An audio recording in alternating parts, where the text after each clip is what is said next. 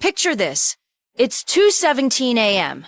The glow from a laptop screen is the only light in a perfectly decorated living room. Outside, the street is silent. The lawn is manicured, the facade of the house is impressive, maybe even a little intimidating to the neighbors. And inside, Karen is staring at a number on her screen. It's her mortgage statement. And that number, that monthly payment for her beautiful $500,000 home, creates a physical sensation, a cold, hard pit in her stomach that she tells absolutely no one about. From the outside, she's living the dream. She has the house, the curated Instagram feed full of cozy corners and dinner parties. She's the one her college friends point to and say, wow, she really made it. But in this quiet, private moment, she doesn't feel like she's made it. She feels owned. She feels trapped by the very thing that's supposed to prove she's successful. And maybe you're watching this and thinking, I don't have a $500,000 house. But let me ask you this. Do you have a payment? A car payment, a lifestyle, a subscription stack, a rent check that makes you wince a little when it leaves your account? Do you have a thing that you thought would bring you peace, but instead, it just brought a new kind of quiet stress? If so, you're in the right place. My name is Nick, and I make videos about the psychology of money, why we do what we do with it, and how we can quietly, secretly imprison ourselves with the very things we're told to want. If that sounds like something you want to understand better, hit that subscribe button. We're going to get into some really interesting, liberating stuff today. Because Karen's story isn't just about a house. It's about a gilded cage. It's about the silent agreement we make when we confuse a liability for an asset and a purchase for a personality. We've been taught that home ownership, especially of the dream home, is the ultimate finish line. It's the proof. You've arrived. But what if that finish line is actually the starting line of a different race? A race where you're just running on a treadmill to pay for the trophy. Here's what's interesting. Karen feels this tension, this cognitive dissonance, every single day. She feels she's supposed to be happy. She should be grateful. And she is, in moments. But that's constantly battling the reality of feeling financially handcuffed. She skips the dentist appointment because it's not a necessity right now. She feels a wave of dread before a vacation, thinking about the cost, instead of excitement. She says no to spontaneous dinners with friends, with a vague, we're saving right now, but what she really means is, the house payment is due, and it's a monster. The house didn't come alone. It demanded a new, matching furniture set. It whispered that the old car looked shabby in the new driveway. It required the perfect lawn service, because what would the neighbors think? This is lifestyle inflation, but it's not reckless spending. It feels required. It feels like part of the script. This has a name. It's called being house poor, and we usually define it financially, when your housing costs eat up more than 30% of your income. But that's just the math. The real definition is emotional. It's when your primary asset becomes your primary source of stress and limitation. When the thing you own starts to own you. So, let's dive into that psychology. How does this shift happen? It's a subtle identity theft. You start as a proud homeowner. I am a homeowner. That's your identity. But slowly, it morphs. The identity becomes, I am someone who must earn X thousand dollars a month, every month, for the next 30 years, no matter what. Your career choice is narrow. That risky, fulfilling startup job? Can't take it. The sabbatical to write a book? Out of the question. Your creativity, your willingness to take chances, gets funneled into one mission. Feed the house. This creates a scarcity mindset. And I don't just mean with money. I mean with mental bandwidth. Your brain has a limited amount of cognitive resources for decision-making and focus.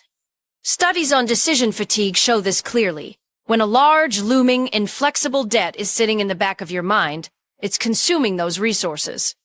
It's background noise that's always on. You have less brain power for spotting opportunities, for being generous, for being present with your family. Your world shrinks to the walls of your financial prison. And there's this thing in psychology called the hedonic treadmill. When Karen first got the keys, there was a huge spike of happiness, pride, joy. But our brains are amazing at adapting. That spike flatlines. It always does. We return to our baseline level of happiness. But the costs, the massive structural costs, they don't go away. So you're left with the same you, but with a much heavier weight to carry. You ran for the high, and now you're left with the hangover permanently. Let's make this practical, because the numbers are where the illusion shatters. Let's say Karen's total monthly payment, principal, interest, taxes, insurance, the whole PITI, is $2,800. That seems like just a number until you realize what it represents. To net $2,800 after taxes, she needs to earn roughly $40,000 a year before she buys a single grocery, before she pays a single utility bill. She needs to work the entire first part of the year just for the privilege of living in this structure. And then there's the hidden maintenance tax. The rule of thumb is to save 4% of your home's value per year for repairs and upkeep. For a $500,000 house, that's $10,000 to $20,000 a year. That's a luxury vacation. That's a fully funded IRA contribution. That's a life-changing amount of money that isn't being saved or invested. It's just sitting in a sinking fund, waiting for the roof to fail or the HVAC to die. Now we have to tackle the big misconceptions here. The sacred cows. First, renting is throwing money away. Is it? Or is it exchanging money for a service? You're paying for shelter, flexibility, and zero liability for a new roof. What's really being thrown away is the opportunity cost of that massive down payment and monthly overpayment. If Karen had $100,000 for a down payment, that's not just $100,000. In the stock market, over 30 years, that could reasonably become over $1 million. You can't live in your stock portfolio, but you also can't fund your retirement with drywall. Second, your home is your best investment. Let's look at the data. Long-term, the S&P 500 has historically returned about 10% annually on average. The average home appreciation? Closer to 4%. And that's before you subtract interest, property taxes, insurance, maintenance, and realtor fees. A home can be a good store of value, a forced savings account.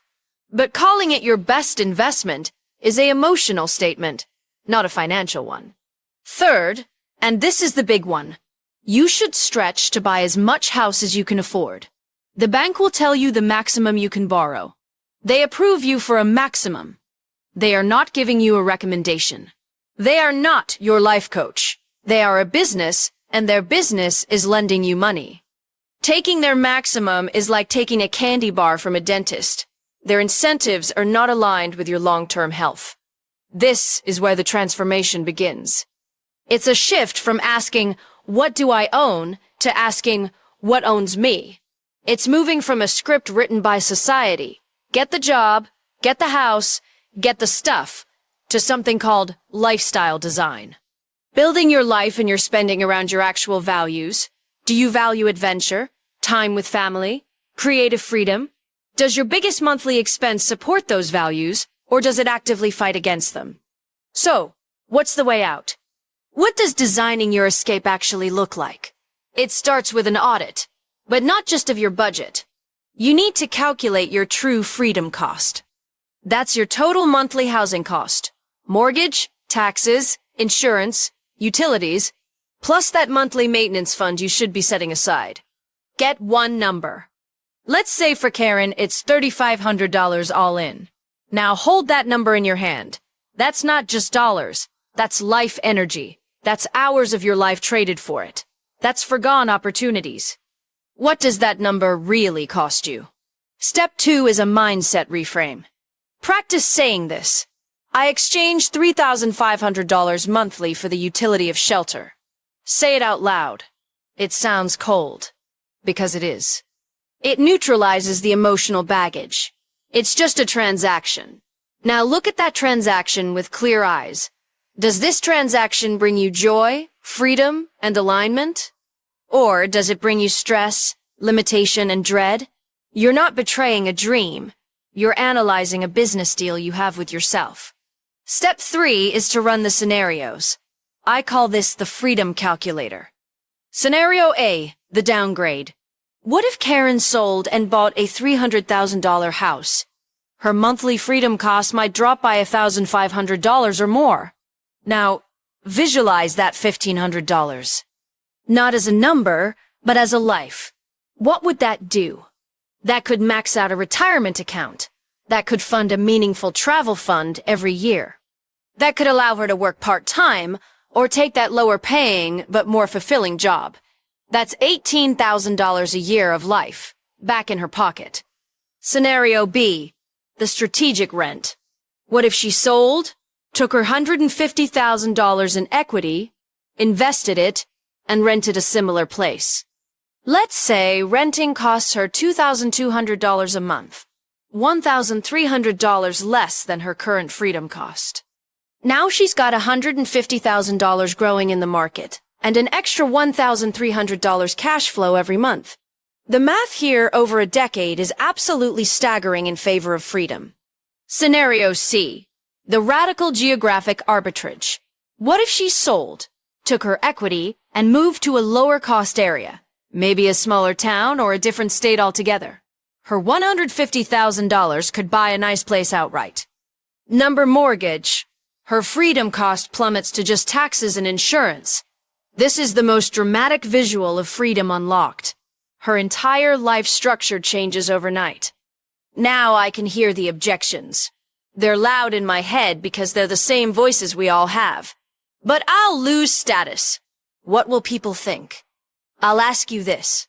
Would you rather be respected or be free? And who, exactly, are you trying to impress? The people who are probably secretly stressed about their own payments. Your real friends won't care about your square footage. They'll care that you're happier, more present, and finally able to say yes to things. But the housing market might go up. I could miss out. Maybe. But you can't eat equity. You can't spend appreciation. And a diversified investment portfolio can also go up. You are trading a single illiquid expensive-to-own asset for liquidity, flexibility, and a portfolio that can actually fund your life. It's too complicated to sell and move. It's a huge hassle. Is it? Is 1 year of hassle, the packing, the listing, the moving, worth 10 years of liberation? Is a short season of stress worth a decade of peace? We endure the slow, constant stress of a heavy payment for years without a second thought. But we balk at the temporary acute stress of changing our situation. This is about the compound effect, but not of money. It's the freedom compound effect. The money you save isn't just money. It's options. It's time. It's a yes fund. It's the ability to walk away from a toxic job. It's the ability to care for a sick parent without financial panic. It's peace of mind. And that peace compounds. It makes you more creative, more generous, more resilient. It changes who you are. That's the ultimate identity transformation. Moving from house rich, life poor, to asset rich, life rich. You are not your address. You are not your mortgage rate. You are your values, your experiences, and your freedom. So let's come back to Karen. At 2 a.m. Her house isn't good or bad. It's just a choice. The misery doesn't come from the wood and nails. It comes from the silent agreement that this thing gets to dictate the terms of her one precious life. She signed a mortgage. She did not sign a life sentence. The key to the gilded cage is in your mind. It's in asking a different question. What could you build, experience, or become if your biggest monthly expense wasn't a constant source of quiet dread? The dream was never the house. The dream was always the freedom to choose your life. So tell me in the comments, what's one gilded cage expense you're rethinking? What's the payment that whispers to you at 2 a.m.? And if you want a step-by-step guide on running your own freedom calculator, the exact spreadsheet, the thought process, let me know. Like this video, and if there's enough interest, that's exactly what we'll build together next. Thanks for watching. Remember, it's your life. Design it.